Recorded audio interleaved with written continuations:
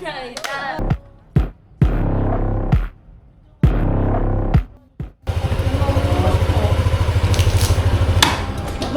kayo dyan, babata niya pa. Ginaalis na kayo dyan, ako nang bahala sa inyo. Malis na kayo dyan. Tapos, ayan, pagkain nyo na yan. Alis na kayo dyan. Hintayin ko na lang yung boss ko dito. Nakapusin ko na yung paghihirap ng mga bata dito. Meron palang nangangalang Don G dito. Ano meron sa mga kabataan. Imbis na nag-aaral. Yan, namamalimos dahil sa kanya. Tapos yung mga perang kikitain, sa kanya rin napupunta. Dapat talaga matigil na yung kalokohan yan. Hihintayin ko talaga siya rito. Babakbaka na kami dito. Tatapusin ko na yung mga kalokohan niya. Hindi lang pala gambling. At na rin pala mga child abuse ginagawa nila dito. Kaya dapat talaga itigil ko na mga kalokohan niya. Magbabayad ng malaki to. Tatapusin ko na siya. Nasaan yung mga bata rito? Sabi ko kanina, mamalimos eh. Bakit na nagkandawala na sila rito? Putang.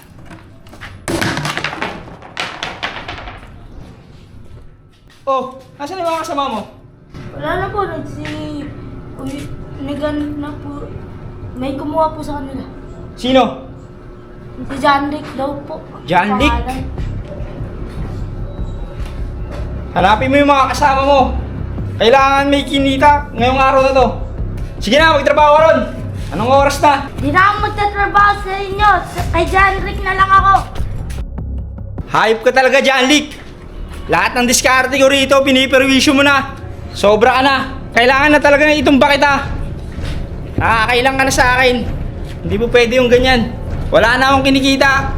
Araw-araw na lang sablay yung mga diskarte ko. Pinakikailaman mo. May araw ka rin sa akin, John Rick. Magtutuos tayong dalawa. Makikita mo yung hinahanap mo. Boss D! Hoy, bakit? Nakapasok si John Rick. Nandito siya sa baryo natin. Matagal ko na siyang inaantay eh. Lahat ng diskarte ko.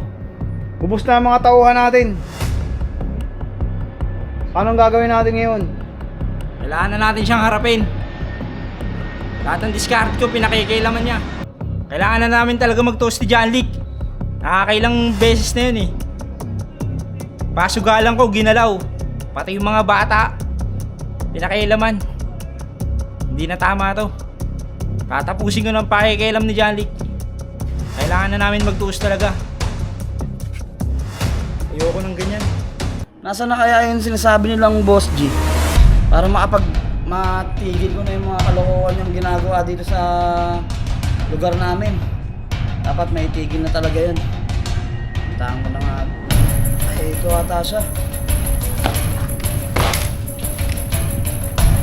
Ito ba si Boss G? Oo, ako yun.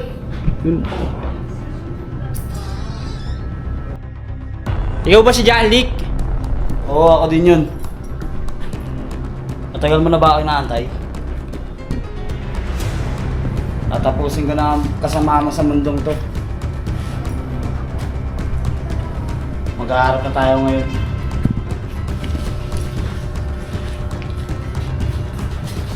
Manda ka sa akin ngayon. Lahat ng diskarte ko, pinakikailaman mo rito sa baryo ko. Makikita natin kung sinong mananaig. Ang kasamaan ba o ang kabutihan. Kailangan na natin mag-toast ngayong araw na to. Masyado kang pakilamero. Hindi ko na gusto yung mga inaasal mo. Hindi ka na dapat nabubuhay dito. Baliktad. Ikaw dapat ang hindi na nabubuhay sa mundong ito. Dahil sa iyong mga kasamaang ginagawa. Ito mga kabataan, dinamay mo. Nagtayo ka pa ng mga sugalan. Hindi ko rin alam, baka mamaya pinasok mo na rin ng sabuhan. Kaya, kailangan tapusin na natin to. Sige. Umpisa na natin ang labang ito.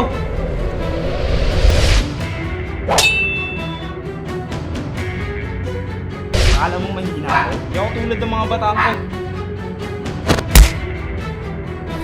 Kailangan na natin magkasubukan ng lakas.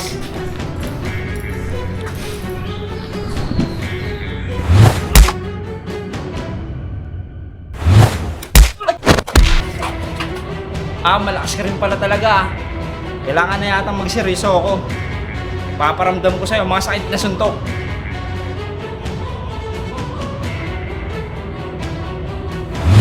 Akala mo yun lang ang teknik ko? Ano, Jalik? Tatapusin na kita ang mahinang nilalang. Tensudo! Iska na! Ya!